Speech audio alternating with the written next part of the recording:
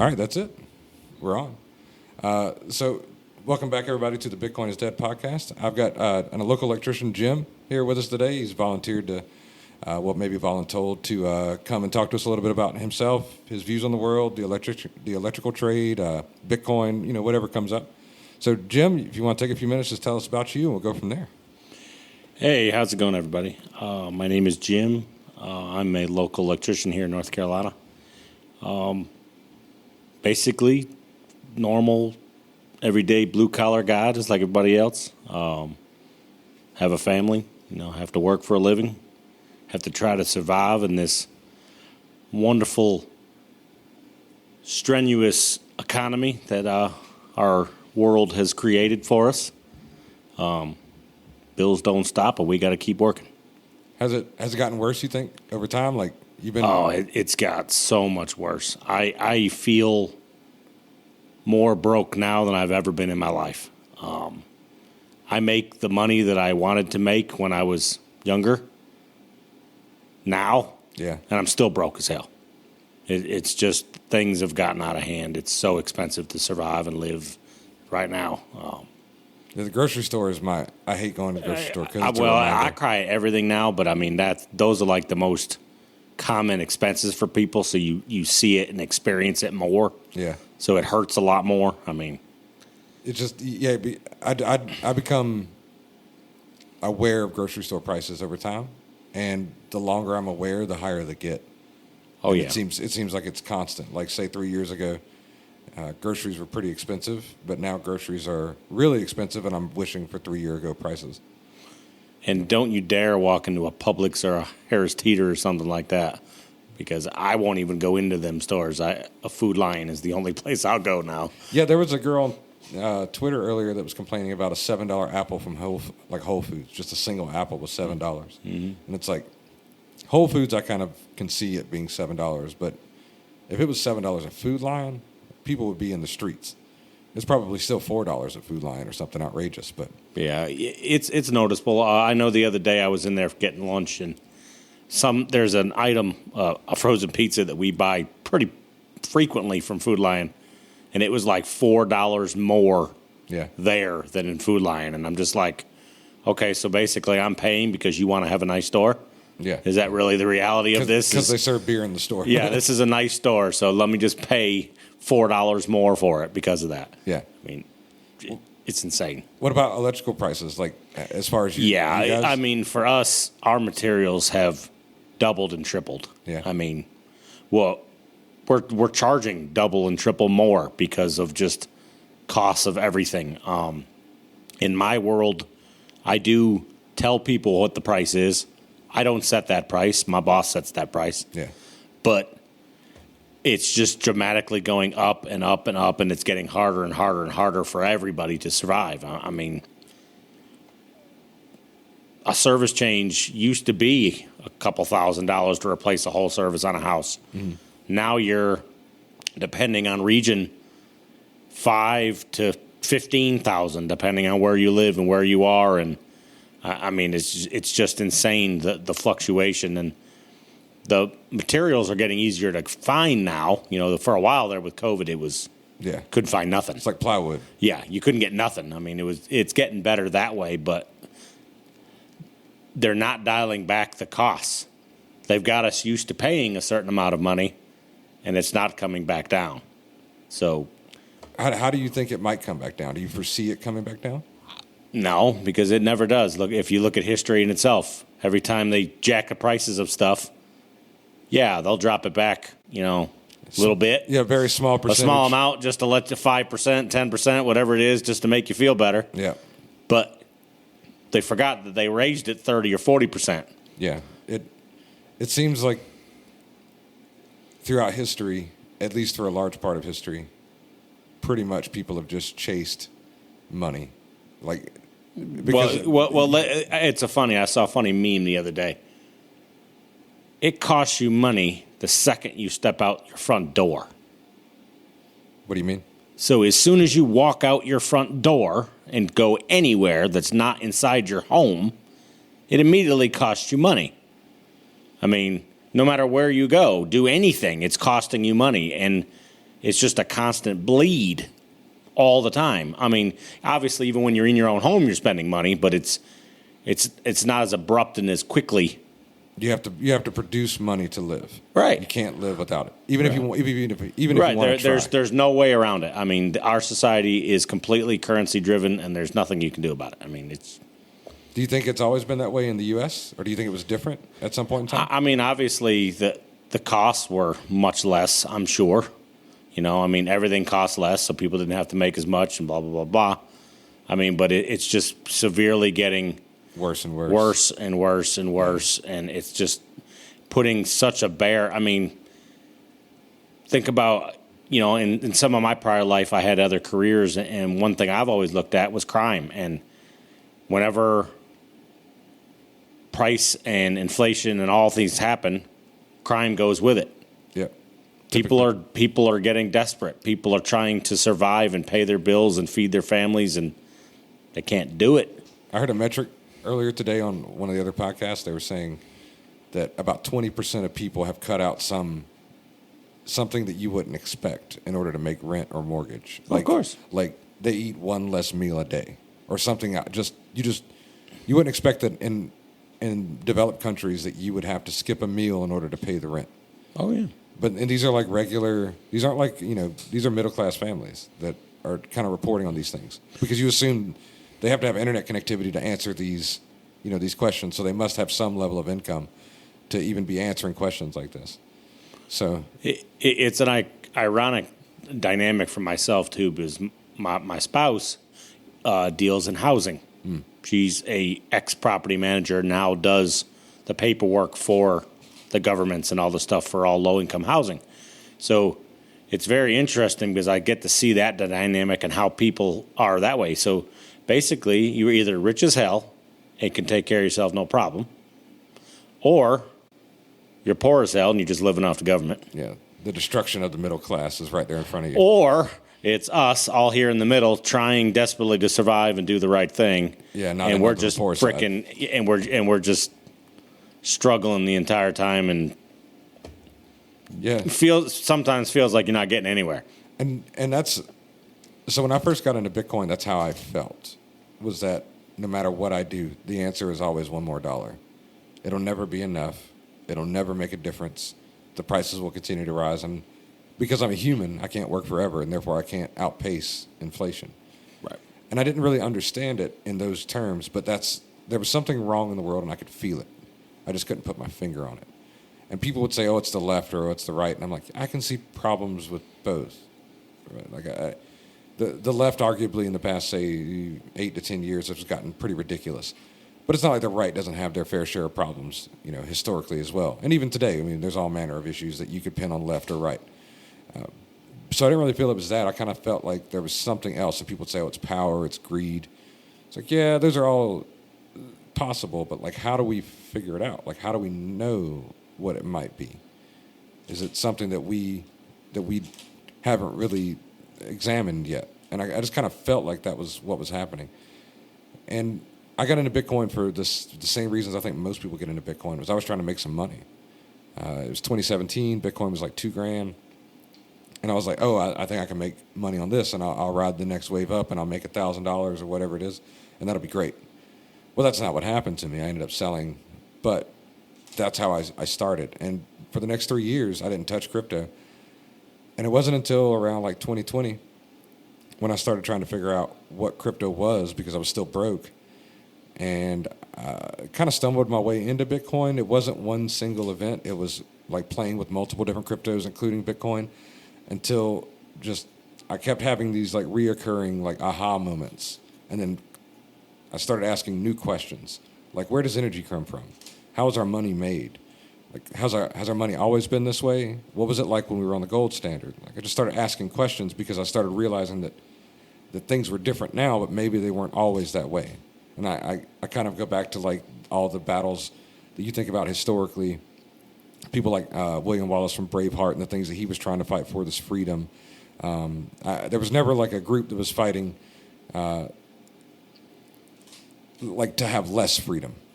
So I kind of thought that money should be like a representation of energy, and you should be free to exercise that energy however you want. You go to work in the morning, you put your energy into a job that pays you a salary, and then at the end of the day, you go home and you expend that salary on whatever it is you decide to expend it on. But if you go to work for 8 hours, but the value you produce is only 4 hours because your money's being, inflated by whoever creates it, then they're stealing time from you, and then therefore you can't execute your freedoms appropriately because you only have half the output from the work that you put in. And if you compound this like over time, by the time you're dead, say you live a full life into your 80s or 90s, you've given up a third of your life, maybe half of your life to work.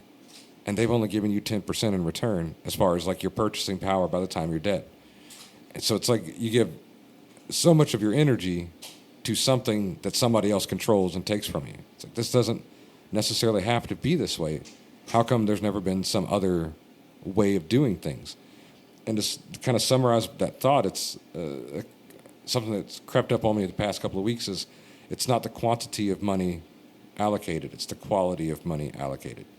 Because even when I was a kid, my grandparents were fussing about, there used to be nickel and dime stores. And now my wife is fussing about there used to be dollar stores. And now they're $1.25, $5, whatever. And just that simple comparison throughout, 2 or 3 generations shows that at some point in time, people could buy a lot with $1. And now they're saying you can't buy anything with $1, right? Like basically nothing. So something happened in between then. And what happened was the dollar lost 99% of its value. And it's still considered to be the best currency in the world. So like you wouldn't want to go trade your dollars for, in any other country's currency because you've believed in that currency more. We don't, generally speaking. What we generally believe in is the dollar, and we know that it's the worst. It's like people say about capitalism. It's the worst form of government, or democracy. It's the worst form of government, but it's the best form we found so far. So that's kind of like how the dollar is. It's the worst form of money, but it's the best we found so far until Bitcoin in general. So how do you think, like, you kind of laid out what you see as problems in the world as far as money is concerned. What would you do to fix it? Bitcoin aside, like, let's not go down that road yet. What do you think needs to happen? I mean, that's such a large, loaded question because, let's be honest, what can we really do, in all honesty? I mean, you have powers to be, people above that are in total control of so many aspects of the infrastructure of this country that me, personally, I can't do a damn thing, and I don't think I could do anything because there's just too many wheels spinning making all of these things happen and all the control that they have over, decisions and companies and there's just so much involvement that I don't know what could fix it. I mean, I laugh when people say, "Oh, we need a new president." Well, I'm thinking to myself, well, that ain't how our government works. One guy don't make all decisions. Yeah. So, I mean, yeah, great. We might not like the guy we currently have, but the new guy ain't going to be able to do much either. Yeah. Basically, you got to replace everybody and start completely new. And still, that's not going to help anything. I mean, the way we're structured, making change is extremely difficult. Why do you think it's difficult outside of all the gears? Is like if you say you go cast a vote, does that even matter? I hope that it matters, but as a civilian, I don't know if it does or doesn't. Yeah. In reality, we can't see what's going on. I don't know what's happening. I don't know if my vote really does matter. I hope it does, and I will always do it. But does it really make a difference? And if it truly did make a difference, then why is there the Electoral College and all this other fancy stuff to help make elections? Those shouldn't exist, in my opinion, if our vote really, truly made a difference and actually mattered. So you're kind of in the camp of the one person, one vote. The rest, right. The rest of it be I mean, damned. honestly, in a reality, if we're voting and if everyone's vote means something, then why do we need anything else except for that one person voting? I mean, it does make sense. The problem is, but I do get also that you have large states, you have large areas with more people and different demographics and all kinds of things. So I know it throws all that like makes it a little more difficult. But if you truly, honestly just wanted to make it be 100% about your vote, then that's the way to do it. That would be the way to do it. Yeah, like we might live a different life, but it would be right. In reality, it would be a fair life. Because let's think about, okay, here in Alamance County, you may lean a certain way politically, one way or another, but there's probably twice as many that lean another way in Atlanta or a larger city. Yeah. So I get it, I understand it, and honestly, me personally, I respect everybody's opinion. Left, right, whatever. Everybody has good ideas and bad ideas. I mean, honestly, I personally would like just things to be great and better for everybody as people. But obviously, there's always going to be an agenda one way or another, and they're going to push back and forth. And I don't know how this fighting could ever truly stop, anyways. Do you think we're heading to a breaking point? I don't know. I hope not. I mean, in my opinion, it seems we are as divided as we've ever been. I think you're right. It's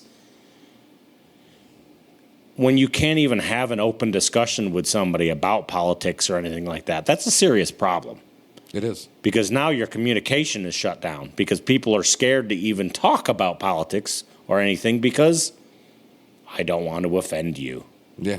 When just speaking in it of itself risks offense. Right. I mean, just talking about it. I mean, saying that I'm going to go out there.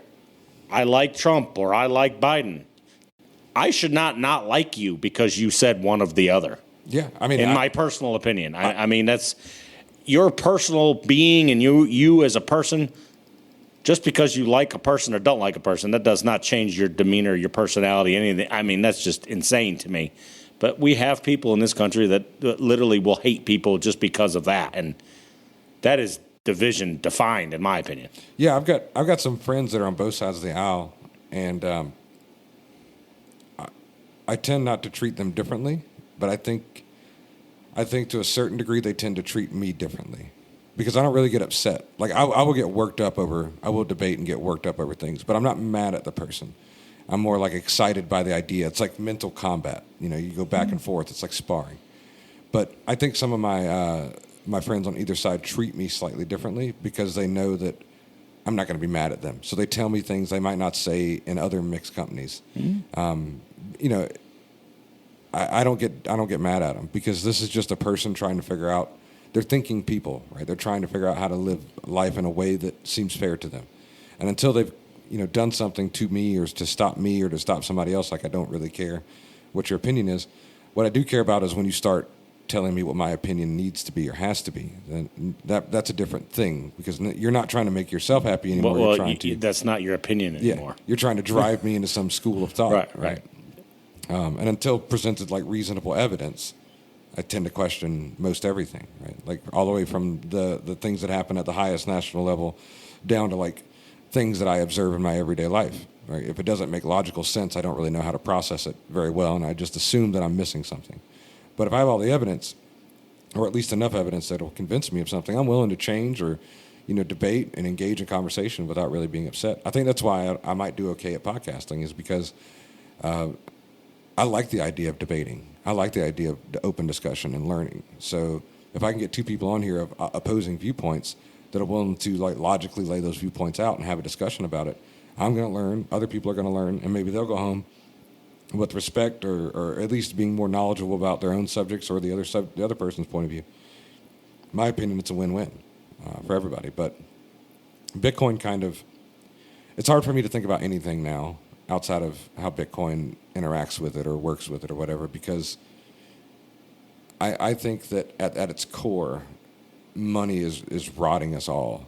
Like a politician is running for re-election because that's their income, right? That's how they get the most money. Now, sure, you can say like, oh, they want power, but like, how are they going to project power? You're not going to be Caesar and ride across the Rubicon with an army and start slaughtering people. You're going to project power through money. So, right. If we look back into history, power was used by physical and violence. Pretty much, yeah. We can't do that anymore. So what's the next level of weapon to use? It's a financial weapon. Power is money now. Yeah. Because we can't just go and slaughter people anymore. Well, like so now we have to use the next biggest part of control is people's finances. I mean, if you control the finances, you control everyone, basically. Yeah, I used to. It was a couple years ago. It was when I was in the military. There was a budgetary issue with the U.S. government. They were talking about shutting down, and the big question was, well, will we still get paid if the government shuts down? And that led into all kinds of conversations. But one of them that kind of got in there was, would the U.S. government or would the U.S. military ever turn against U.S. citizens if ordered to by the government, right? And a lot of people say, well, I would never do that, or we would never do that. And I'm like, just tell somebody they can't feed their kids. Just take their money and tell them they can't feed their kids. See how fast this shit goes sideways. Like, the history's filled with militaries turning on their own people for a variety of reasons, but we'll destroy anyone over our own personal safety and family. It doesn't matter what colors you wear or whatever, right? Like, the average person will go to war if it means they can eat, right? We're 3 days away from revolution. Just turn off the food, or in our case, probably the electricity.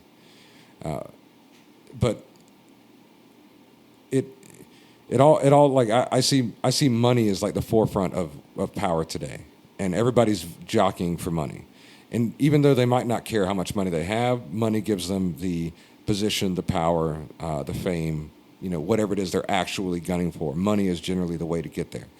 And there's other ways, I'm sure, but the most common is just the financial path. And so I look across the board, and you got things from TikTok that are 3 or 4 second videos, 10-second videos that just erode the ability for you to pay attention. And then I look at the school system. It's like school system's always asking for more money because money always seems like the answer, but in retrograde, it's never fixed the problem. The U.S. education system has just gotten worse and worse over time. And then I skip to politics, and I get at my local level, and it's always an argument over taxes. It's always an argument over what's going to be in city limits for taxation purposes. You keep going, eventually ending up at the highest levels of the nation. It's like, what's this really over? There's only a few countries you might say that aren't money hungry, that are more just maniacs, like people like North Korea. Maybe they're money hungry, but they aren't doing what is needed to get a lot of money. They're doing what is needed to steeply control their citizenry. Maybe that keeps them rich enough and they're happy. Maybe it is about money. I don't know. But it seems like to me that there's a thread that weaves all this together, and that thread is that the money itself is bad, because the answer isn't let me get $1 billion. The answer is let me get $1 billion and one, $1 billion and two, $2 billion, $3 billion. As soon as you get it, you want the next one. I agree with you completely. I mean, it drives everything. Currency, money, all of it drives everything. I mean, me being more of a religious person, I mean, I, in my opinion, know that the true root cause is because we as humans, we are not born good people. We are sinners, and we will be greedy. We will do bad things. It's harder for us to do good things, is what I have been taught. Yeah. So, with that being said, it's very simple to be greedy when you have a thing like money.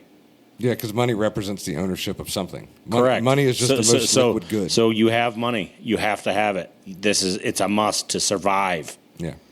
So it immediately breeds greed. So on the topic of greed, if you put $1,000 in your mattress, you know it's going to be $1,000 in a year's time. Right. You just know that. The question is, what can $1,000 buy you in a year's time? Or you hope, back in the day, people, like grandmas would tuck away their money in the jar and put it in the yard. Right, because they didn't trust the bank. Yeah, so that's a rainy day fund, right? Right. So what happens though if they just rob you of the power that your rainy day fund covers? Mm-hmm. Now it doesn't matter anymore. If your $1,000 is worth $100, it doesn't matter. Right. You could have just saved, $100 2 weeks ago instead of $1,000 for a year. We as Americans are so dependent on so many things that, anything. We've already kind of touched base. You take money, you take electricity. It's over. That's it. Yeah. That's it. It's world chaos right there because, oh, my God, now I can't use my phone. I can't touch my computer. I can't do anything. So the world is broken, at least in part due to money. What if that $1,000 in the mattress got more valuable? and you knew it systematically, not Right. based on like, oh, market conditions or anything. What if you just knew that the money, the way it was built, it got more valuable? Well, obviously, that's a great thing. I mean, if you know that you're going to get a return on the value of something that you currently own, it's a wonderful thing. I guess the problem, though, is everyone now is realizing that it's very hard to survive on a 40-hour check now. Absolutely.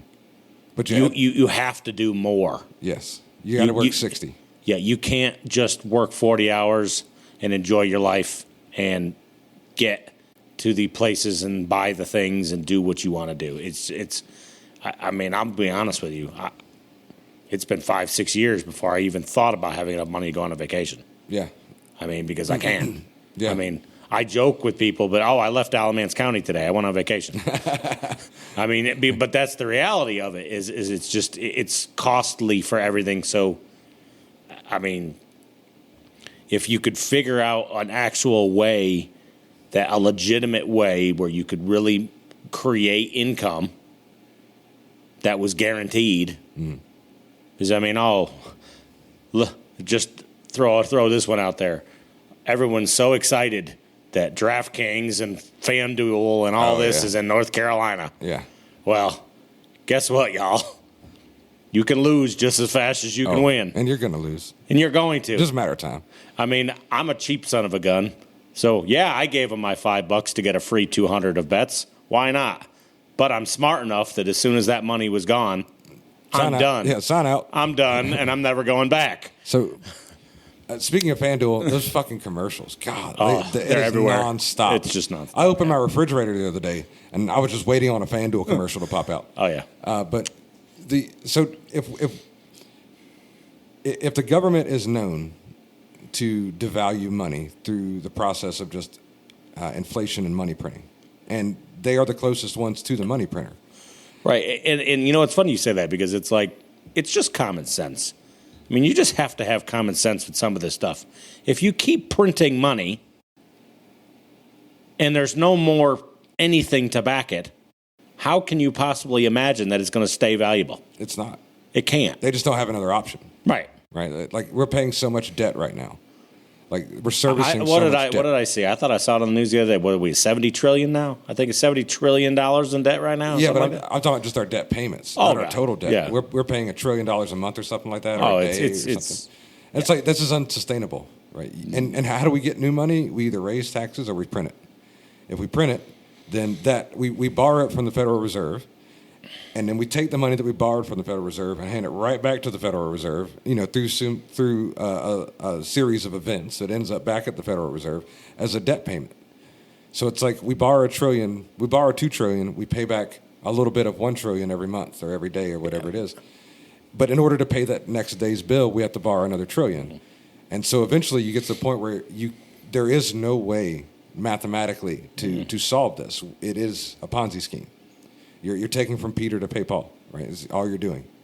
And so, like, if we had to try to to invent a money that worked, one thing that you would want is it's not able to be inflated. Not that somebody couldn't, but actually that no one can. Not trusting someone not to do it in the future, but just understanding that no one actually can do it. And that's kind of one of Bitcoin's claims to fame is when it was originally created, the let's call it the foundation code, right? The very first blocks laid down said there'll be 21 million Bitcoin, and here's the distribution schedule. If you want to make more than 21 million Bitcoin, everyone has to agree and change the rule set. So you got to get 51% of the entire group to agree to make more than 21 million Bitcoins, which would then devalue their Bitcoins, so they're not going to agree to it. They're going to maintain that 21 million limit. And so if there's only 21 million Bitcoins, you start comparing it to other things, like how many houses are worth $1 million within 100 square miles of me? If I go to the mountains, how many houses are worth $1 million within 100 square miles of me? Probably a lot, right? If I go to the beach, probably a lot. But we can mow those houses down and rebuild them. So if you buy a house there, it may or may not go up in value.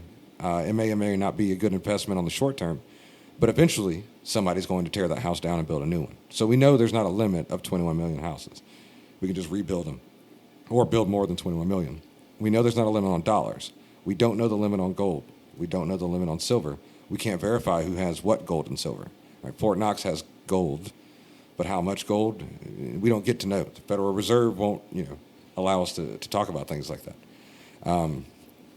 There could be none. Could be none. It could be nothing there. It could just be cobwebs, right? We have zero idea. So you would want a money that was limited in what the amount that could be created, and you would want absolute visibility as to where that money is. So you don't end up with a Fort Knox situation with somebody saying they've got 21 million Bitcoins, but realistically they don't, or that they don't have any when realistically they do. And you can actually see it. So we've got, for those of you who can't see, we've got mempool.space pulled up on a web browser, and you can actually look and see all these right here. These are all transactions. Someone, somewhere in the world, in this particular transaction, transferred, what was that, 193? That one's $85,000. This one's $8 million. $256. And so if I look at one of these transactions, just pick any one, it doesn't matter. If I just click on it, I can go to the transaction and I can see where it comes from. So I can look at, this is a wallet address. I can look at this wallet address and I can see exactly what the balances were before and after. Did it actually have the Bitcoin to send, or was somebody lying? And in the case of Bitcoin, because it's all verified by every computer that's running on the network, if you try to lie, everyone has a copy of the ledger. My computer has a copy of the ledger. So we know from transaction 1 to transaction today, every transaction, where every Bitcoin that's ever been created, where it's gone to. So you can't lie about how much money you have. We might not know who you are. There's someone right now, big speculation that it's a nation state. There's someone right now that you can see every day they buy 100 Bitcoin, every single day. It doesn't matter what the price is. Bitcoin's $64,000 today, and every single day they buy 100. Maybe sometimes they buy 300 or 400, but it's a minimum of 100 every day. So whoever has it, whoever's doing that has a lot of money, and they aren't saying shit to nobody about who they are. They're just slowly accumulating 100 a day, and have been since last November. So for months now, 100 a day. I forget how much total they have, but it's a lot. So you have entities out there like that. You have other entities like Michael Saylor's group, MicroStrategy, a publicly traded U.S. company, software company. They got rid of, they took all the cash they had 2 years ago, a year ago, and poured it into Bitcoin. And you can see it. You can go look and see. Yeah, they have Michael Saylor personally has 17,000 Bitcoin. I think his company, MicroStrategy, has 200,000. So when you have these entities eating up the supply, and there's only 21 million, and 20 million is already in the world, with the remaining million left to come out over the next 100 years, you start to realize it's not going to take long before big players with big money are going to want a Bitcoin. And if you own one Bitcoin at that point in time, you could sell it for a lot of dollars. You might not want to. There's 1,000 reasons why that's the case. But if we were inventing a money, that's what we would want. We would want something that over time gradually becomes more valuable, so that your efforts, your energy is stored in that currency. And a year or 2, 5, 40 from now, when you decide to do whatever it is you're going to do with it, you've gained you've gained an output, you haven't lost. Because right now, it doesn't matter what I do, what you do, what anybody does. Retirement's going to suck. Social Security's not going to do it. Probably is not going to be there by the time I get there. Right. Yeah, I'm pretty much expecting to work until I can't walk anymore. And pretty much. It's been constructed to force you to do that. In the Bitcoin world, if you bought 2017 one Bitcoin, it's worth $65,000. If you had put $2,000 into Bitcoin in 2017 and done nothing, it'd be $65,000. Maybe if you had it cashed out a couple months ago, it'd have been 73. So it's like if you could take 2,000 and say in 4 years this will be 75, you would do it. You'd find $2,000. Like you'd sell some tires or whatever you could find. You'd sell the chairs out of your kitchen if you knew for sure that in 4 years this will be worth X amount of money. Right. Because it to some degree it would do what you wanted it to do.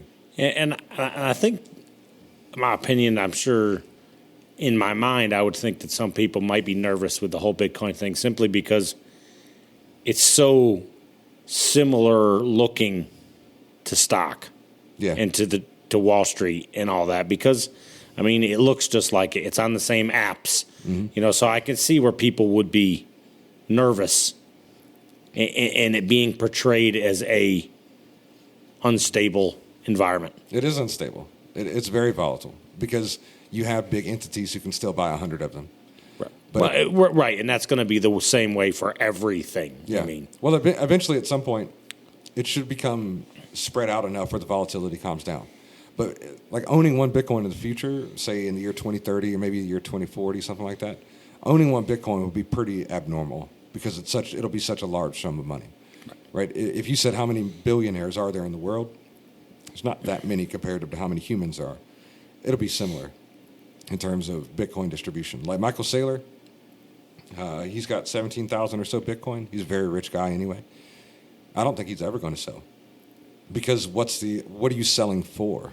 You're selling this hard asset that continuously goes up in value to get dollars that go down. Like at some point, it right? matter. But a man like that is in a position where he doesn't need to sell because he doesn't. Yeah, he has the money enough regular anyways. money. It don't matter.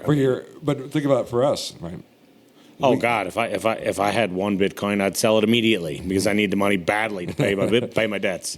Well, yeah, that I understand, and I think that's one of the few causes to sell Bitcoin. Is like if you're in a position like me, where let's say you could get caught up with something where you needed to come up with capital fast, or you might be in some real trouble. Yeah, maybe sell some Bitcoin, or if it's a life-changing thing, like if you said, "I'm going to sell Bitcoin and I'm going to pay off this debt that's plagued me for 20 years. That this is the reason I can't buy a house." So if it's a life-changing event, yeah, probably sell some Bitcoin. If it's going to keep you out of jail, depending on your reason for going to jail, maybe sell some Bitcoin. Right. I mean, I've always been taught that investing is not you're not going to get rich quick. No. That's not how investing works. No. I mean, so not normally. No. So, I mean, you have to bide your time with it and whatnot. I mean, so the get rich quick thing just doesn't work. No. I mean, it just doesn't. And I think that's how the media presents Bitcoin a lot, is that it's some kind of like, we're all buying it because we want to get rich. When the reality is... Well, yeah, you do. Everyone does. But you have to understand that it takes time to do that. I mean... Bitcoin's more of a cathedral. It's like, imagine a mason in the year 1400 going to build a cathedral. It's not going to be finished in his lifetime. He probably knows that. If he's a grown man and he's working on a 100-year project and he's 40, he has to at some level understand, I'm not going to see the end of this. I'm not going to see the result of my work. And that's kind of how I look at Bitcoin, is that once I'm at a position financially where I'm hoping I've recovered from my mistakes and that I made just like everybody else. I didn't learn about Bitcoin in the way that I understand it now until maybe 3 years ago. So I've been doing the same things that everybody else was doing forever. But I look at Bitcoin as a cathedral in the sense that the work I'm putting in now is not for me. It's for my kids. It's to change the definition of what my family has always been, which is extremely poor. We now have something that we can pass down wealth and hopefully create new wealth from, maybe build businesses or what have you right. down the road. So it's not a get rich quick thing. Crypto is a get rich quick thing. Like if you said Ethereum, if you said Dogecoin, if you said all these other coins, they may have purpose. They may not. But the people that are interacting with them are doing it so they can then convert them to dollars. The people interacting with Bitcoin, at least a large majority of them, aren't. They're buying Bitcoin and hoping that they can save it effectively for the rest of their lives. Like I said, Michael Saylor, he talked about if you could take all of your energy, all of your economic output throughout your entire lifetime, by the time you're dead, chances are that very little of that energy is left, and that the next generation repeats the process. They're trying to catch up just like you were. Whereas if you take something like Bitcoin, you can power your economic energy into it and know that there's no way to dilute that economic energy, and that I can now pass this on to the next generation to allow them to start from a better place and move forward from there. And it affects like all parts of your life when you start thinking that way. It's a funny topic because I've talked about this with my family for years. Is in my opinion, it seems that it's very difficult to move economical or statures quickly. Yeah. If you start poor, you poor. got a chance of maybe making it to middle class. Yeah. But you ain't going to be rich or upper class. Yeah. Unless some crazy thing happens, you invent something, you win the lotto, something substantial is going to have to happen for you to be able to move up that much. Yeah. So, I mean, if you can make your beginning for someone better, you know, if you come from a rich family, you got a chance of staying pretty wealthy your whole life. You do. Yeah. I mean that's the reality. That's how the richest of the rich are. Yeah, I mean, except for Elon and such. Right. But then, and again, back to you have to invent something. You have to come up with something. You have to, and I think I'm noticing that the world is running out of things to come up with. We think we are. At least it seems like we're. I mean, we surely in the movies are. We can't make a new movie to save our life. We have to just make old ones. True. Yeah, we got to make another. We got to just Marvel make or Avengers more. movie. We got to make more old ones. We can't come up with new ones yet. Please, more explosions. I mean, but that's the reality is that if you can create a base where your families can be starting at a better place, they hopefully and most logically should end up in a better place. Yeah, and that's kind of where I position Bitcoin for myself, is that I'm saving in such a way that in the future I'll be able to have some fun, but mostly it'll be for them. And whoever them is, it might be my children, it might be the company that I leave behind, it might be any number of things, but it'll be the people that I love and the industries that I care about that will benefit from my economic energy. And Michael Saylor talked about when he dies, if he doesn't spend a Bitcoin, that all of his economic energy throughout all of his lifetime are now a donation to the Bitcoin world. Because if you die, if you take your passwords with you, there's no recovering that Bitcoin.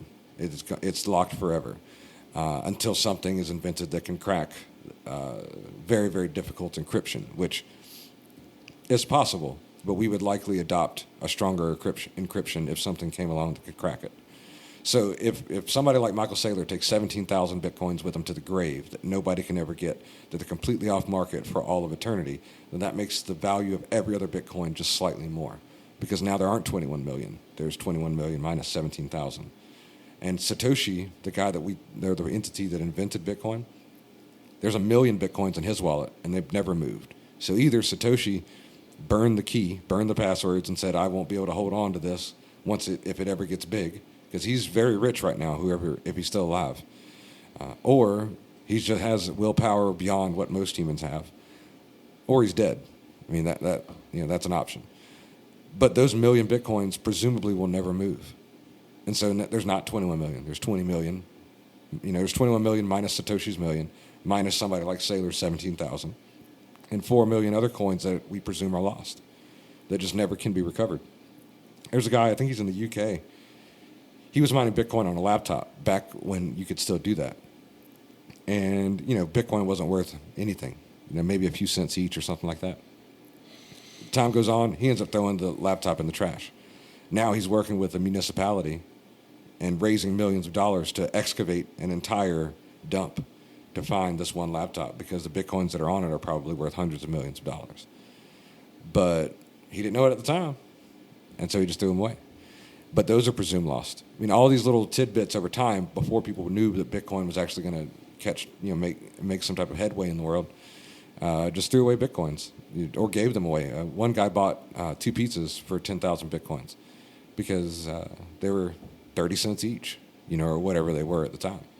So there's so many Bitcoins that have already been lost that even the remaining bits now are more valuable because of that. And so people are hanging on to their keys and their passwords and securing them. Well, people, I think, are learning from their mistakes just like everybody else does. Yeah, I mean, people are learning that, maybe I better be a little more careful with this. I mean, how many conversations have you had with human beings of, if only I had done this when I was younger? Oh, yeah. I remember hearing about Bitcoin in probably 2012. And I couldn't even tell you what it was worth in 2012. Not much. But I never heard of Bitcoin until Robinhood. Yeah.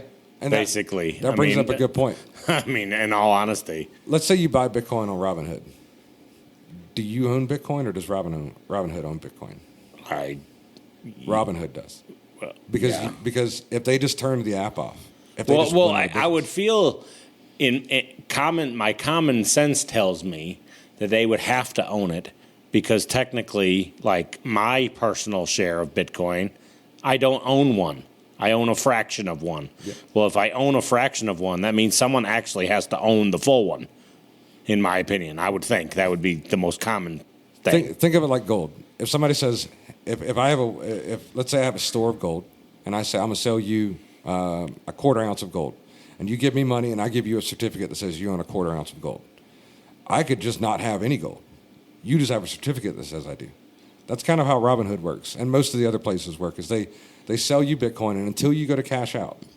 By cash out, I mean withdraw your actual Bitcoin, not sell your Bitcoin for dollars. But if you tried to withdraw Bitcoin, that's the only point in which you actually take ownership. And ownership is an important concept that most people that aren't in IT don't really ever consider. Like if I go on Coinbase or I go on Robinhood and I buy $10 worth of Bitcoin, I might tell somebody, I've got $10 worth of Bitcoin. And in principle, you do. But in reality, you don't.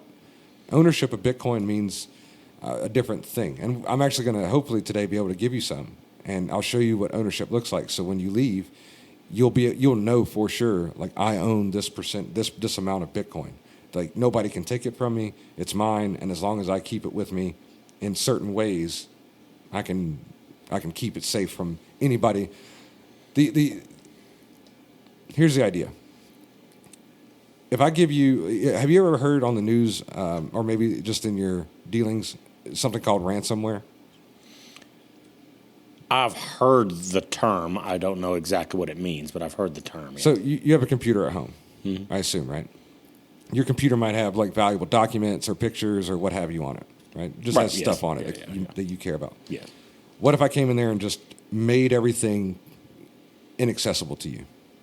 Just computer's still there. It's still fine. I just went in and encoded. I basically encrypted everything on your computer and said, it's still there. Nothing's been destroyed. You just can't access it until you put in this password. You'd be out of luck, right? There's nothing you can do. Mathematically, there's nothing you can do to crack that password. I know it's totally off topic, but I'm actually in a situation like that right now. Oh, yeah? So it's pretty funny. This is probably relatable to everyone out there. I got hacked on Facebook. Yeah. They stole my account that I've had for forever. I had all my friends, everybody from back home where I grew up was on there, the whole 9 yards. And back last Thanksgiving, they stole it. Mm. And them suckers were so smart, I don't even know how they managed it, but I was able to recover it for about an hour. They got it back after And then that. they stole it back again a second time. And then proceeded to start stealing money out of my PayPal account, the whole 9 yards. Yeah. But the funny thing, which is totally relatable to this wonderful podcast, is the fact that now my Facebook account that I can no longer get into, I have no access to, all of my pictures, everything that, all of my friends, everything that was on that account that I could literally go in there and look at it, but I can't touch it, can't do anything with it, Yep. is now trying to sell people scam Bitcoin.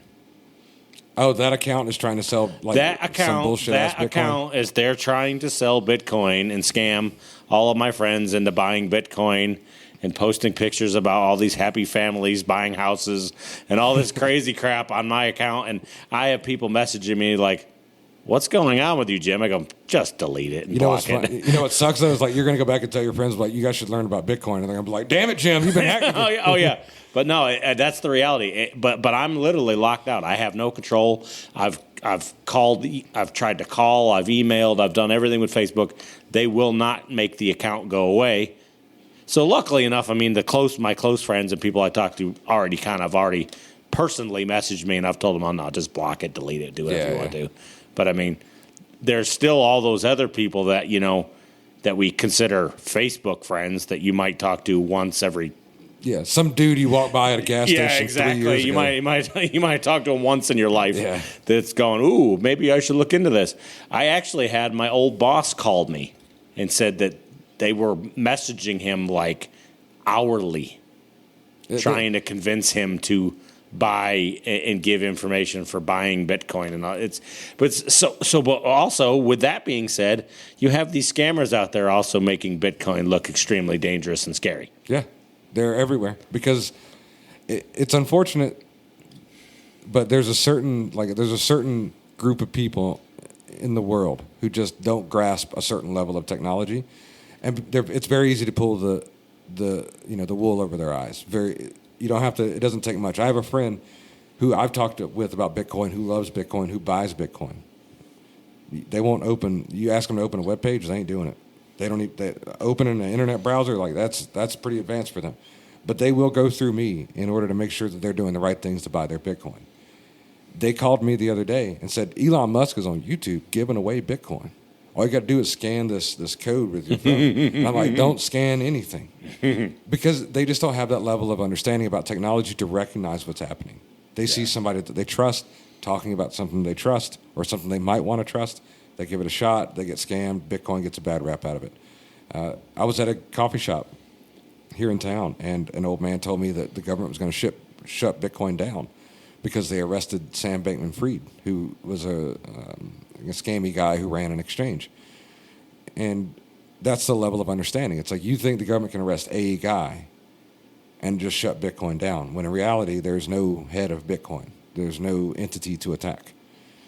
Right. It's not a company. No. Like I'm running, so I'll pull it on this screen here. If I can. I'll show it to you this way. So like this is bitcoin.org, right? All this is a resource for you to go to learn about Bitcoin, in a certain number of ways. But I can download Bitcoin-related software from here with nobody's permission. It's just a website, right? I can download it just like I download anything else, like anything you want. But what if I really want to know for sure I'm getting the real Bitcoin? I'm getting real Bitcoin software. If I wanted to go this far, I could come down here and download the source code. It's available in a variety of places online. So you could download the source code, and if you're a person who can read code, you could read every line and see exactly everything that's going on. I'm not that type of person. But there are people out there who actively work on this. And in fact, when we auction that off, that picture that we're making, when we auction that off, it'll go to the people who support this, that actively write code and try to improve Bitcoin. The kicker is like, this is just a piece of software. Just like on your phone, you have various apps. If you don't download an updated version of the app, then you don't get whatever updates came through. So if I don't like the updates they push here, I just won't download the new version. And unless they break Bitcoin with the new update, my stuff continues to work. It doesn't matter if I'm on the old version because the fundamentals of the process haven't changed. And so like Bitcoin can get scammy in the sense that people are going to try to sell you shit that isn't Bitcoin. But if you have just one step of knowledge and knowing that I can go get it from the source, I don't need you, then you can do it a different way and you can avoid all the scammy bits. But in reality, most people aren't going to do that. Most people are going to go to Robinhood or Cash App, what have you, and buy Bitcoin. Right. I mean, you can literally sit there and be drinking a coffee and just buy something. Yeah, I mean, I have a reoccurring purchase every Monday of $10. I forget that it's there, because I might spend $10 on coffee on a given day, right? Which is pretty easy. Yeah, which is very easy to do. So because I generally don't leave the house and spend a lot of money, thankfully to Bitcoin in a certain way, but because I don't really leave the house a lot and go spend money on things, every Monday I'm just like, oh yeah, I forgot. I bought $10 of Bitcoin today because I get a little pop-up reminder. But my Bitcoin from 2 years ago or a year ago that I was buying is now $30, or $40 worth, and it just continues to go. But earlier we were talking about like how Bitcoin might help some of this stuff before we got on. And I wanted to explain two principles, and the easiest way to explain those principles is just to show you. One is creation and one is ownership. The rest of the stuff in between, you already know. You don't like money printing. You don't want people to be impoverished. You'd rather have the ability to save in something that over time increases in value, and you understand why it increases in value. To get to the understanding of why it increases in value, we have to talk about mining and what happens with mining. Imagine that there were 3 people sitting at this table with us right now, you and 2 other folk, and I said, I'm going to give Bitcoin to one of you. Well, you want to be the person who gets Bitcoin. I'm going to act as like the Bitcoin network, right? A group of computers communicating together. My computer right here is a member of the network. It's doing nothing but looking at transactions from beginning to end. So my computer knows about every transaction from the first one to the most recent one. And all it's going to do in the future is say, hey, this address sent Bitcoin from here to here. Did that original address have Bitcoin in it of the appropriate amount to send? It did. Okay. Did the other side get it? Okay, now the other side has it. Okay, we're going to update the ledger. We know where every Bitcoin is. We don't know who these people are, but we know what address they have Bitcoin in. So on the creation front, the question is how do I determine which one of you 3 gets that Bitcoin? And there's no fair way. You could bribe me, the next person could threaten me, and the third person could just use some other means of coercion. Any number of ways. I cannot be trusted under any circumstances. Right? In this scenario, there's no mechanism for me to be trusted. Just like there's no mechanism to trust the government, there's no mechanism to trust a neighbor, there's no mechanism to trust anybody to say that it's impossible for them to be motivated in such a way that would lead to an unfair outcome. Because everybody can be pushed around, except for one thing, and that's physics. You cannot push physics around. Gravity is real. Math being tied up in physics is real. You can't get around these realities. So what Bitcoin does is says, okay, the network says, I've got a number here. That number, let's say, is 12. If you're a miner, can plug a number into a formula, and the output of that formula is 12 or less, you win. So then the question becomes is what number do I put into that formula to get 12 or less on the other side? Now, this is what the machine is doing. This is what the mining machine is doing. I'm not doing anything. I'm telling the machine to go mine, and it's guessing numbers.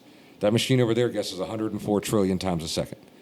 And there are, just myself personally, I saw easily north of 100,000 of those last week in Texas. And they run around the clock, and they never stop guessing. And those are small entities that I went and saw. The big guys have 150, 200,000 machines running around the clock, and they never turn them off. And all those guesses, all trying to guess one number, still only get it right about every 10 minutes.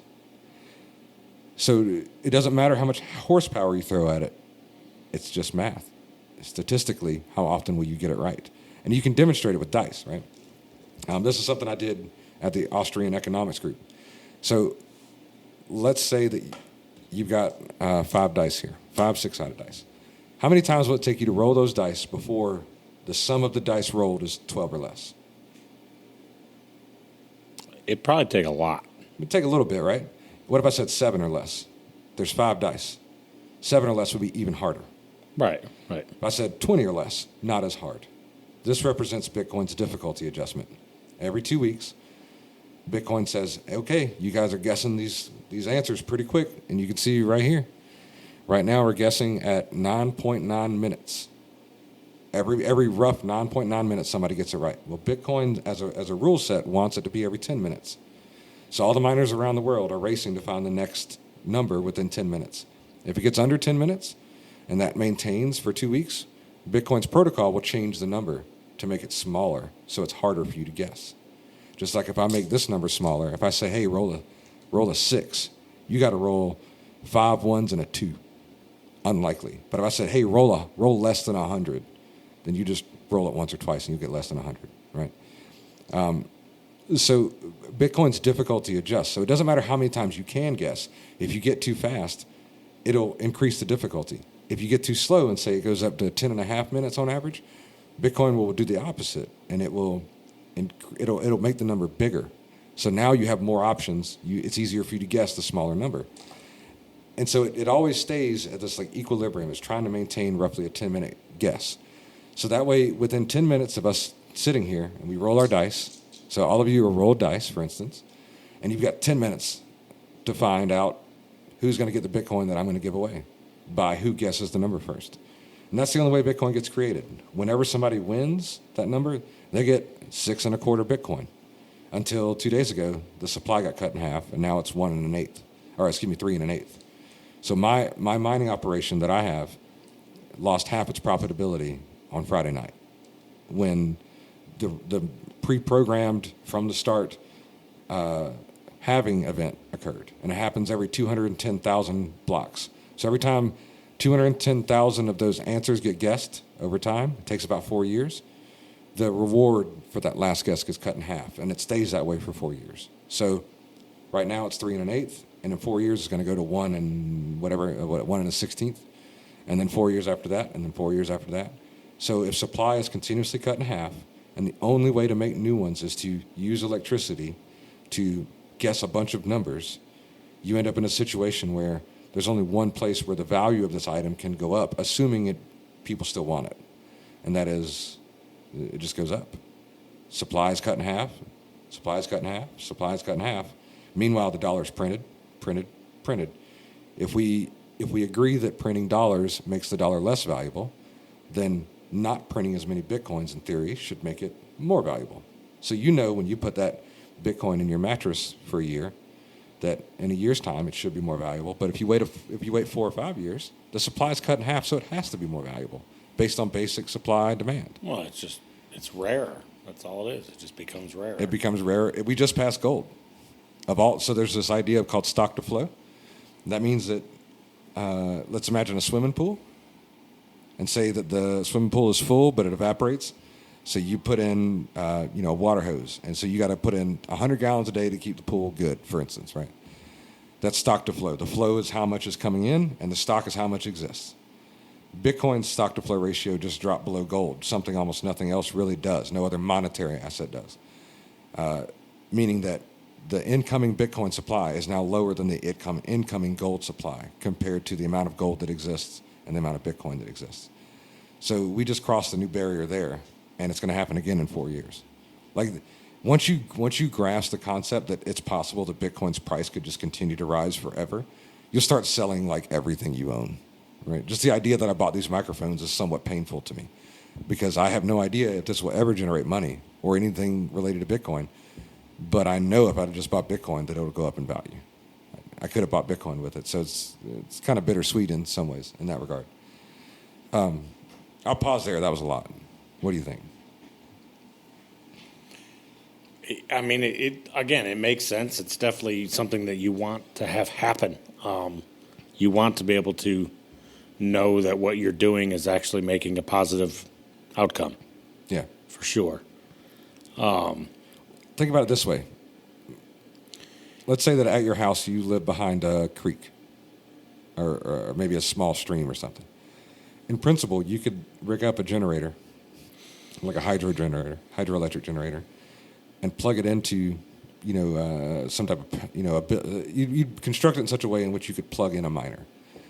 And when that river flows down, your miner turns on, and as long as those two continue to work together, that machine just sits in the backyard and makes you money.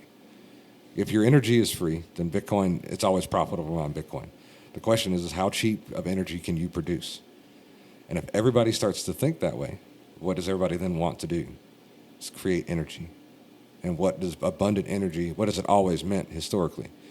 When a fire became abundant, when everyone could create fire, everyone could cook. Anytime you have energy that can be created and people create it in larger quantities, it means a better life for basically everyone.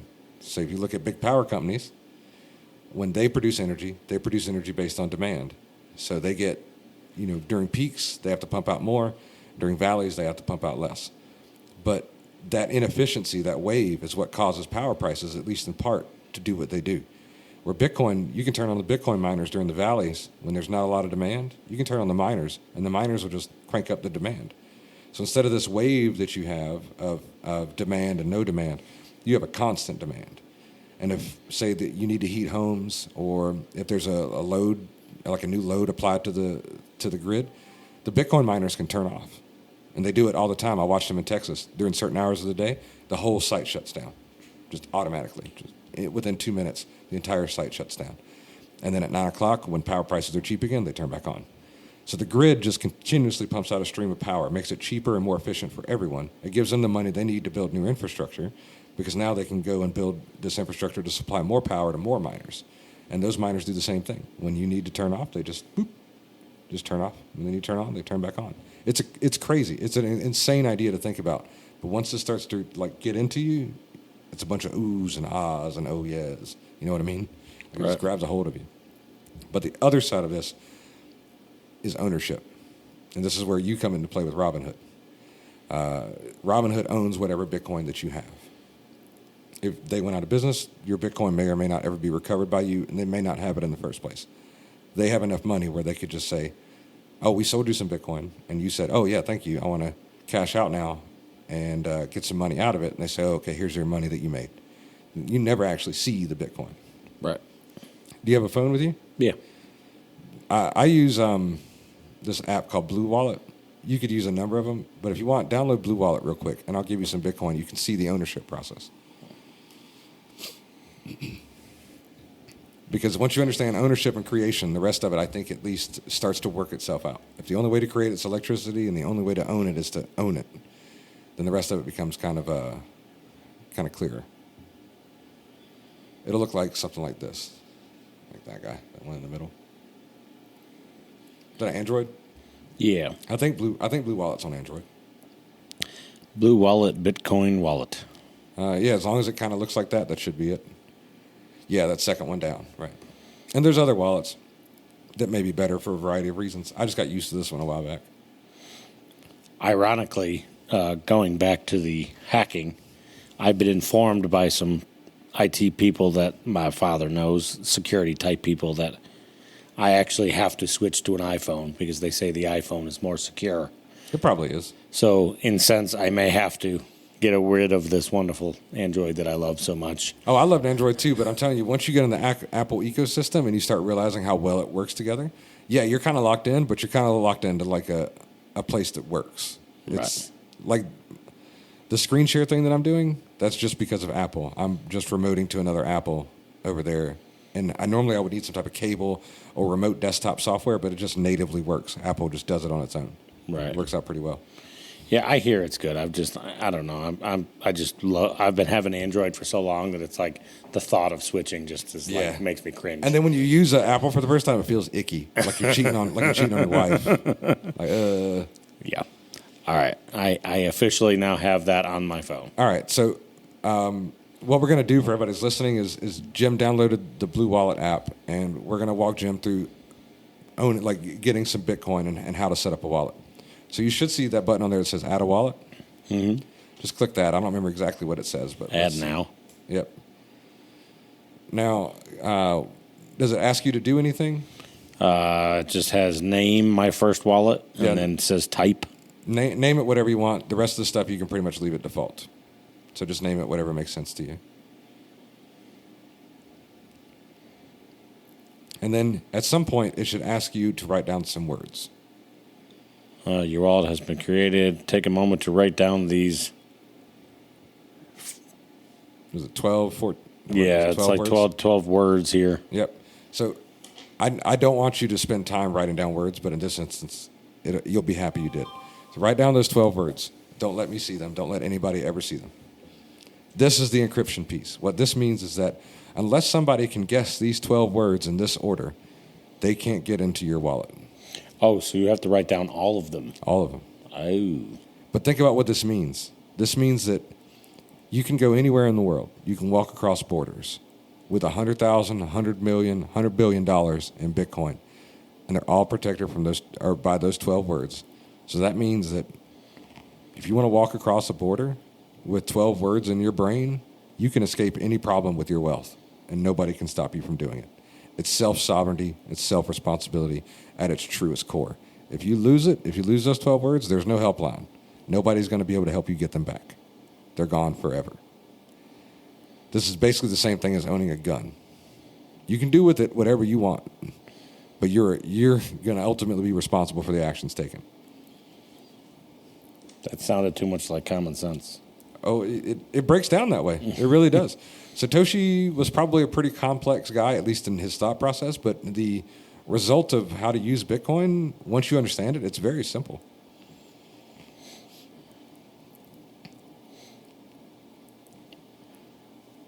It's an interesting concept, though. Like if you talk to gold people, one of the cruxes of gold is moving it. It's like, okay, walk across a border with $100,000 in gold. Yeah. You cannot. No. It'll be confiscated at the airport within the United States. There's no way. But if I want to put them 12 words in my mind, until we get really good at mind reading, I can walk out with whatever I want, and nobody knows the difference. Right. You got them? Got it. All right, so tear that off, fold it up, put it in your pocket. That's all yours.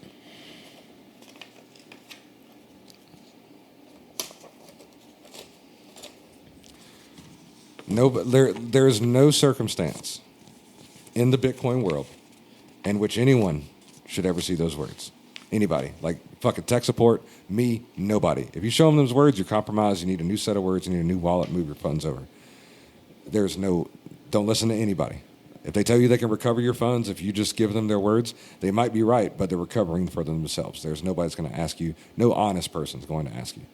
So What does Blue Wallet say now after you've done your words? Okay, I wrote it down. All right. So is there like a screen to move on there? I just hit okay. Okay. I wrote it down, and it has now changed to yes. All right. So what do you have on there now? Not your words, right? All right. So click your wallet there. That's Jim's wallet. And you should see at the bottom like a send and receive button. Right. Just hit receive. Okay. Now I got my Blue Wallet here. I'm going to hit send. And let's send Jim. Let's say we're going to send Jim. Now we're in a kind of a sticky situation because there's a concept of fees in Bitcoin as far as associated with sending them. Let's see how much it's going to cost me to send this to you. Have you saved? Hold on, I'm reading some here. Oh, yeah. Probably asking if you saved your key phrase or your phrase. Yes. Yeah, so just say yeah. It's just asking you to be sure. All right, so did you hit the receive button? Did it give you a little pop-up of some kind? Now it's asking about notifications. Oh, yes. Regular phone stuff. Yeah, the whole 9 yards. Yeah, that's fine, whatever. Okay. Yes, now I'm at the receive. And you should have like a QR code pop up. Yes. All right. Yeah. So just let me see the QR code. That's just a receive address done in a graphic form. So all I'm going to do is hit scan on mine. So it opens up my camera. And now I have a copy of your address. If we read that number out, you would see it's the same number that's at the bottom of your address. You don't necessarily have to. Right. But if you wanted to, you could. Right. And I'm going to say to Jim as my little note. Now, right now, because of all manner of squirreliness that's going on in the Bitcoin world, which I could explain but would probably be unrelated to this particular conversation, fees are very high. And you can see up there, I'll show you where it shows us the fees, right here. You can see for no priority, low priority, medium priority, and high priority, there's a fee amount. So $11, $10, $8, $1. Sometimes that's as low as a few cents. So I saw it the other night go up to over $100. Because there was a lot of stuff going on the network itself. But all the fees go to the miners. So the miners are the ones processing, or the ones guessing that number. They also are the ones collecting fees for sending money from one place to another. So I'm gonna pay the fee, right? My fee is gonna be pretty high in this example, but I don't care. So I'm gonna say next. So you can see I'm gonna send you 0.00015, so and so and so forth, Bitcoin. Send now. Done. Now, we know somebody's trying to guess that number every 10 minutes. So depending on where my transaction falls in terms of fee, how much did I pay, it might get included in the next time somebody wins that block. Somebody gets that little block right. So in a few minutes, you'll get a notification on your phone that says you've received Bitcoin. Yeah, it's doing it. It's pending right now. Yep. So what you're going to see is that 12 words that you wrote down. If you lost that phone or deleted that app, it wouldn't matter. As long as you have the 12 words, you can get another phone, download Blue Wallet, and there's a button that says import. And all you do is give it your 12 words, and you have that wallet back. So you could get stripped naked, and as long as you can remember those 12 words, you can go anywhere you want with your wealth, and nobody can take it from you. Because unless somebody can guess those 12 words in a row, which is very, very difficult, there's literally, I'm not exaggerating, there's literally more guesses than there are stars in the sky. So unless somebody guesses that, your wealth is secured. You put $100,000 behind it, you put $10 behind it, it doesn't matter. The principles are the same. So now you can completely sovereign. There's no bank. There's no entity. Nobody can stop you from sending it somewhere. There's freedom. It's freedom to transact wholly and completely. It's as sovereign as it gets. And the entity that hands it out, the network that hands out Bitcoin, can only do it if somebody guesses the number. So we all have to play by the same rules of physics. How much energy will you expend to try to guess this number? And if you expend it inefficiently, you might guess the number, but it might cost you more than guessing the number is worth. So you got to be efficient.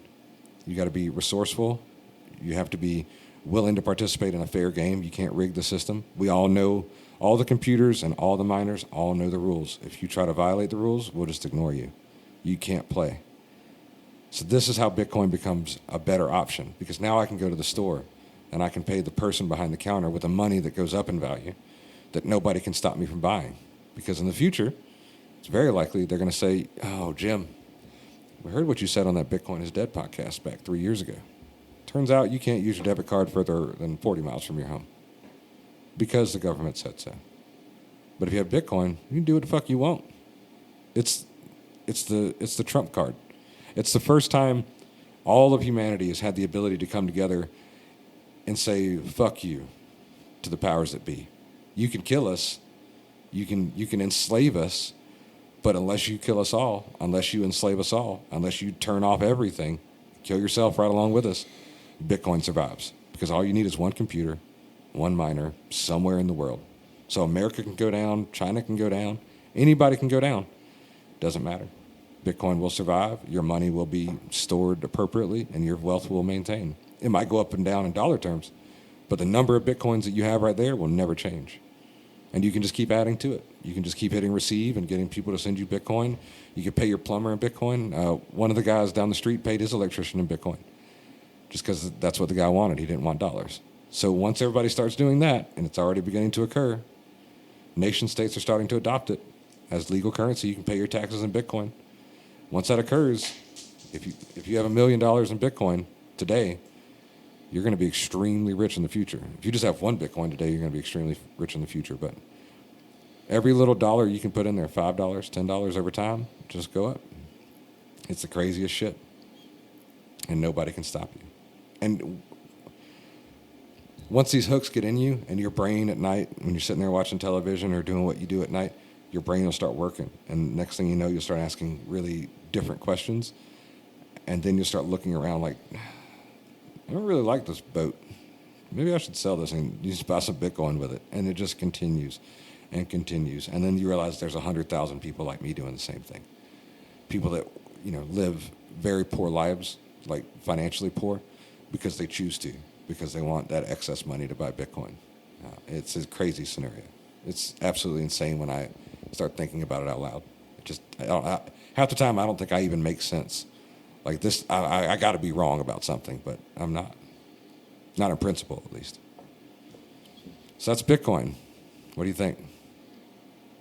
It's definitely an interesting concept for sure. Now you see how Robinhood has your keys with the other Bitcoin that you might own. Robinhood has the keys. So if they decide to not give it to you, they can. But with this Bitcoin, they can't. Right. It's yours. And that's the key behind most of the ideas is generation and ownership. Most people don't understand ownership unless you talk about pictures. Like, oh, where are the pictures on your phone stored at? Oh, they're on my phone. What if you lost your phone? Oh, they're in the cloud. Well, what if the cloud turned off? Well, then I won't have my pictures. That's when they start thinking about ownership. But in this context, they never think about it. Like, I got $10,000 in the bank. No. The bank has $10,000 in the bank, you think. But you don't really know what's there. That's not normally how banks work anyway, but regardless, like you don't I mean, in all honesty, I don't believe that banks have big vaults full of cash anymore. They don't at all. No, it's a 90% deal. So when you give a bank $1,000, 900 of those dollars get loaned out. But they get loaned out to the next bank, and that next bank takes $900, and they loan out $800. They only keep in reserve 100 of your original 1,000, or 80 of the 800. You see what I'm saying? So every, say, $1,000 ends up being, would that be $10,000 or $100,000 when it's all said and done of loaned out money, but only $1,000 physically actually exists? Something of that nature. But yeah, the banks don't. If we all went to the bank and tried to withdraw all of our money, even at our local banks, they wouldn't have it. It'd be a panic because it doesn't exist. It's all smoke and mirrors. That's why we verify in the Bitcoin world every transaction. So there's never a question over who has what. Right, because I mean, yeah, in reality is they're loaning the money constantly to try to make more money off the interest and everything else. Yeah, and that's why, like, when the Federal Reserve says they're going to raise or lower interest rates, banks react. Because when the Federal Reserve is saying 0% interest on loan money, that means the bank could basically just borrow as much money as it could get from the Federal Reserve and loan it to you at extremely low rates and make the difference. It was risk-free. They basically couldn't lose. And now the Federal Reserve is saying, no, it's going to be, 4%, 5%, whatever it is. The banks and everybody else are like, shit. Like, what are we going to do? Because you won't come borrow money at 7%. And we can only give money out to people who qualify for this because they probably won't pay it back. Because who the fuck can pay back 7, 8, 10% loans? You just generally isn't happening, right? Not for your average everyday person. They want 2%. That's what they're used to. Yeah, I mean, it's funny because I had a car salesman call me trying to convince me to buy a truck the other day. That man has never called me ever, and I've known him for years. Everybody's hurting. Years. And he called me Oh, trying is this to a personal friend? not a personal friend, but I mean the guy that I've dealt with for years that I bought my truck from. Oh, I got you. And he's never called me, ever. Something's changed. Now all of a sudden he randomly calls me trying to see if I'm bought a truck or want to buy a truck, and I'm like, wow, even you're hurting now. Yeah, something's changed. Well, I mean, if you drive through Graham and you look at the Ford dealer, there's 50-something or more pickup trucks and vehicles sitting on these lots. They're not moving because nobody's buying them. Yeah, it's a tough time. Nobody can afford to buy a vehicle right now at that kind of interest rate. I mean, even myself, if I traded my truck in right now, I would have to pay more than I paid for it brand new for a used one. Yeah, it's like living right now is outrageous financially. Yeah, it's outrageous. Yeah. Like it should not be, because think if we said earlier $50 a month whenever you leave, or $50 every time you leave the house to get food. So that means that to feed a family, you need $250 a week, give or take, times 4. That's most people's salary, or a large portion of it. Like I have friends that I have a lot of friends that have been in the either police, fire, or medic world, like paramedic world, and they tend to like all kind of bounce around the same jobs. Like you might stop being a paramedic and go work for a different portion of the ambulance related services, or you might be a firefighter who switches over to a different type of service work, but similar like financial category, because it's difficult for them to move up in category. But if you do move up, a whole new problem exists. And that's the problem, is you can't get out. Because let's say that you're a firefighter and you decide that you want to go through the training and put in the effort to become a police officer. And I'm sure that lots of cops love firefighters and firefighters love cops. I'm positive there's no healthy rivalry between the two groups. But what I'm saying is that they can, because the pay is similar. But what if you work in a specialized job in which your pay is much higher, but the job kills you? The job, you hate it. Your boss is a dick. You can't leave. It's the golden fucking handcuffs, because where are you going to go? How are you going to find another job? You can't go be a pediatrician. Well, you know what I mean? It's ironic because I feel like you're reading my mind right now. Why? Because that's where I'm at. Or you gotten to a point where you can't? No, I'm at the point now where my body is failing me, and I'm having joint problems and medical problems, and it's extremely difficult to do my job now. And it's hard to leave. But I can't leave. Yeah. Because where can I go and make the money that I make? Yeah, you get hit with the golden cuffs. Where can I go? Or just the cuffs in general. I can't quit and be a Walmart greeter. They're not going to pay me. Yeah, you can't. I mean, I can't go anywhere. I can't leave and go make what I make. Just go apply and get the job. I can't do that. Well, from an electrician standpoint, I can tell you that if you decided to move to West Texas, there is no shortage of work there. Those guys out there are killing it when it comes to Bitcoin. Every one of them was talking about expansion, and every one of them that expands has to generate a whole new, like a whole new work order for electrical installs. Right. But we're also talking. There's two sides of the trades, though. Okay. There's electricians, the guys that own the company, and HVAC guys that own the company. Yeah, they're making a killing. My boss is making a killing. You think your boss will hear this? He might. Okay. He's making good money. I just don't want to be mad at you. No. He might be mad at me. But again, he's making good money, but I'm not. You have to, in my opinion, in almost every scenario, unless you're in a very particular situation in which you have a skill set that's very, very, very marketable. Like at this point in time would be like if you're in the early stages of AI development, or if you can program to a higher level and not just an entry level like myself. If you can do those things, you're a pretty marketable skill set, and you can go into a lot of different industries. You still be programming, but there's so many opportunities in AI and things like that there's just the door's open. But anything else, My general opinion is that you have to start flexing the money muscle, which is you're not going to make more necessarily. You have to make the money that you get go further. And there's, in my mind, only one viable way to do it. But that was my point, though. Is I mean, the bottom line is I hate to say it, but in my opinion, you are not going to get rich doing it by yourself, working for somebody else. No, I completely agree with that. You're not going to get rich doing it, working for somebody. My first, you're just not. My first good paying job, I thought, man, like this must be what it's like, right? Like this is what it's like to make good money and to have like a decent life.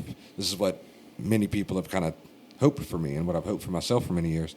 And then I realized it's all fine and dandy, like to have good things, but when you go to work, if you know you're only earning a paycheck, so someone else can actually be rich while you just earn a paycheck. When you start to realize that, you kind of become jaded over the idea of having a good job. Oh, yeah. You kind of become more of like at least if you're like me, you start looking at a bigger picture. Like, okay, I need to be that guy. I need to be the guy who starts a thing, that runs a thing, that does a thing. Because this paycheck earning shit is just for the birds. You know, it puts food on the table, which I want. Obviously, I want my family to be secure. But is that all my life is meant to be? Is to just put food on the table? Or can I do something cool? Can I do something big? And I'm in that mode right now. I'm still in that mode. It's part of the reason why this podcast exists. And in the case of Bitcoin mining, I mean, I've got so many ideas of how to generate power now. And it's like is my destiny per se, or the next 10 years of my life going to be centered around energy and the creation of energy for the eventual accumulation of Bitcoin? Because that's not where I started, but that would be a cool place to be. How do I generate energy? Well, there's a bunch of ways. But what's a cool way? Well, I could eat all the plastic in the world and turn it into diesel and generate Bitcoin. That's a cool way. What if I could solve the plastic problem? Oh, what if I do the same thing with tires? I could solve the tire problem. So there's big things that I think about because I got stuck in exactly what you're talking about, which is I can't leave. I'm making money for this other guy. Yeah, it just sucks. And I think we all go through it. I mean, I don't know how old you are. I'm 37, but I've been plagued by this thought for probably the past 15 years. Basically since I got out of the Marine Corps. I think it's purpose is what they would call it for me. Just finding a purpose to go to work other than just making money. You know? Yeah, I mean, geez, you're not. I don't know how else to say it. I mean, it's just we're so financially driven now that I mean, you just can't survive without doing more and above and beyond. Yeah, you have to do above and beyond. I mean, and you have to be the one in control because you are not going to get ahead by just punching a clock. Well, now you'll have a little bit of Bitcoin that you can watch, and you can see how much it's worth over time. And I mean, I don't know what Bitcoin's price is going to be tomorrow, but I suspect that in the next 5 years or so, if you manage to hang on to it for that long, that it'll be substantially more than it is now. A lot of people are calling for $1 million this year. A lot of people are calling for a lot of crazy numbers this year because there's so many people buying it now. The ETFs themselves are buying thousands of Bitcoins every day, and now mining is producing 450 a day. So the imbalance is here. The question is how far does the imbalance go? Right? If printing money has no bottom, then Bitcoin has no top. The more money you print, the higher Bitcoin's price goes. So you'll get to watch it, and maybe it'll influence you as you move forward as far as what Bitcoin is. And I don't want to see people like ourselves. I come from a blue-collar background. I stumbled into computers, but most of my family is wage labor. Whatever the minimum wage is the labor that they do, and that's pretty much how they've always been. You look across most of my male lineage, it's farmers, it's just general labor. It's fish. Like one guy was a fisherman. He just sold fish. I think it was my three greats grandpa. He was just a guy who fished the Edisto River in South Carolina and sold catfish on the side of the road, and that was how maybe not road at the time, but whatever it was in the market or whatever. And he sold catfish. So I stumbled into it and got lucky, and got close enough to technology that I started to see things that I knew that my family wasn't seeing.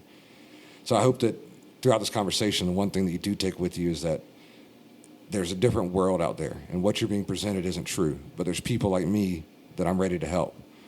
Be it if you came to me tomorrow and said, I've got some savings, I want to put it in Bitcoin, I don't care the amount, I don't care anything. I'll just show you the process. I can't tell you how much to buy because that's a financial advisor, and that gets me in all kinds of trouble. But all I can tell you is that I feel like it's a sound form of money. And that if you came to me and asked for help, I would gladly help you without question. Right? If you just said, I want to buy some Bitcoin and I don't know how to do it, hey, you don't have to tell me anything about why or where the money came from or nothing, right? Like, no questions asked. But I know there's going to be a lot of plumbers, a lot of electricians, roofers, all these people who aren't close to technology that are going to be like, I wish I had bought Bitcoin in 2024 when it's 2030 and Bitcoin is much more mainstream. And they remember it from 2024, but they don't have any connection to it. And it'll be the blue-collar workers, it'll be the people who aren't close to IT, it'll be people who are already poor that don't make it there. And they'll be on the receiving end of Bitcoin down the road, which will be good because your money will still hold value and go up, but you won't have had the opportunity to go through it in the early stages like we are right now. Right? We're at it started in 2009, so we're at almost year 15. Imagine being in the first 15 years of investing in General Electric. Oh, yeah. You see what I'm saying? That's kind of where we're at. Well, yeah, it's the same thing with everything. Everybody's like, man, if only I had thought to do that back then. Yeah. Well, this is the best time to buy Bitcoin is yesterday. The second best time is today. Anytime after now is the third best time. Right. So, but it was a pleasure having you, Jim. I appreciate you coming on. So, for the people who are listening, one thing that we're doing is we have a blank canvas with just a few signatures on it. We've asked guests as they come on if they'll sign our canvas.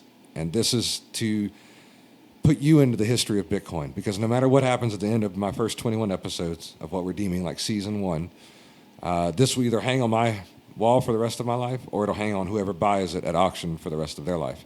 And we're going to give the proceeds of that auction, if anyone buys it, to the Bitcoin Core Development Team, as small of an auction or as big of an auction as it may be. We're not going to take anything from it. But the other side is that it puts you in the history of Bitcoin. So if at some point down the road somebody has this particular item, they'll remember episode 2 was that Jim guy, the electrician fella, and you're part of history. You're part of Bitcoin's history now, just as much as Bitcoin might be part of your history as you move forward. So after we get done here, I've got a couple markers. You pick your color, draw, sign, whatever you want to do, and we'll get it added up with the rest of them as time goes on. Awesome. Cool, man. It's a pleasure having you. Thanks, Jim. Yeah, no problem. Thank you.